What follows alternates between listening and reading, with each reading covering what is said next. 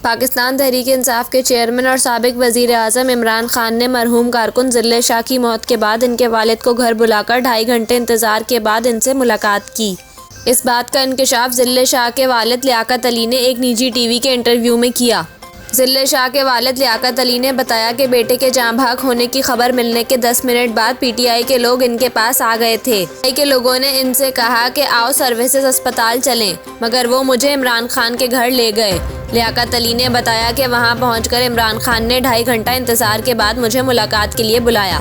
ज़िल्ले शाह के वालिद लियाकत अली ने मजीद बताया कि पीटीआई की लीगल टीम इन्हें थाना रेस कोर्स ले गई, जहां उन्होंने ही दरख्वास्त लिखी और इस दरख्वास्त में खुद ही निगरान वजीर आला, आईजी, डीआईजी और राना सनाउल्लाह को नामजद कर दिया।